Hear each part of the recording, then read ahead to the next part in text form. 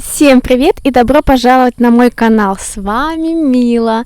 Вы мне много задаете вопросов о том, как я живу в Черногории. И задаете мне прагматичные вопросы. Например, как арендовать машину? И вообще, как обстоят дела с арендой машин в Черногории? Ну что ж, я могу вам об этом сказать от первого лица, потому что мы тоже арендуем машину. Ну, в сезон, конечно, цена аренды достаточно высокая. Вот, например, у нас аренда достаточно долгосрочная, у нас где-то на полгода машину, и мы платим 300 евро в месяц. Сколько платит сезон за машину в месяц, например, или недельно, все зависит от того, на какой срок вы берете машину, ну и какое-то транспортное средство. Если, конечно, машина новая, то там и цена соответствующая. Если машина попроще, то и цена, конечно, пониже. Но, в принципе, все достаточно бюджетно. Что еще могу сказать? Вам отдают машину с полным баком бензина. Вы оформляете договор аренды, да? Как они говорят, договор аренды. И спокойно на этой машине можете ехать куда угодно. Например, мы не так давно ездили просто в Боснию, то есть ты показываешь свой договор на границе, пограничник смотрит, и ты спокойно проезжаешь. Но есть нюанс, и для тебя это важно, чтобы тот, кто тебе дает машину в аренду, обязательно поставил печать о том, что есть право выезда за границу. Ну, как правило, это все делают. Что еще? Конечно, за машиной ты смотришь какое-то время сам. Помыть машину здесь не составляет никаких проблем. Очень много автомоек.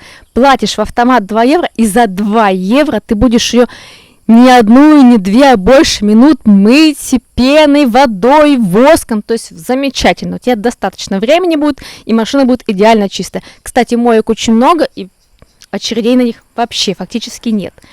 Также вы можете, конечно, там и пропылесосить. Но так как я арендую дом, у меня есть пылесос, я люблю ухаживать за машинами сама. То есть я могу сама пропылесосить салон и, конечно же, там натереть торпеду, вытереть пыль. Это я люблю. Я вообще за рулем, ребята, очень много. Очень много.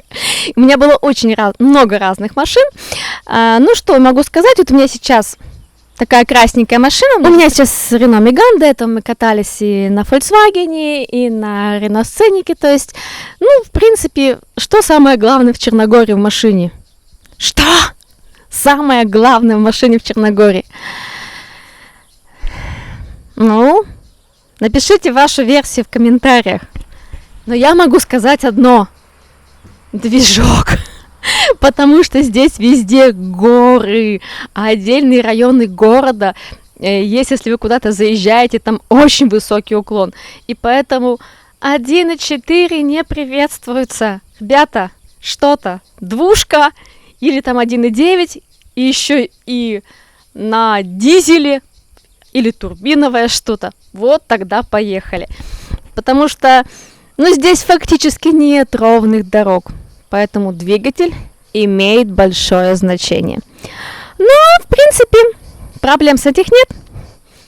Машину в аренду взять можно. И вы приезжаете на отдых хоть на неделю, хоть на месяц. И вы снимаете дом или апартаменты, берете машину, и вы абсолютно мобильны. И можете кататься куда угодно. А куда кататься, я вам уже рассказывала в своем канале. С вас лайк и подписка. Ну, как я вам сказала, я люблю ухаживать за машиной.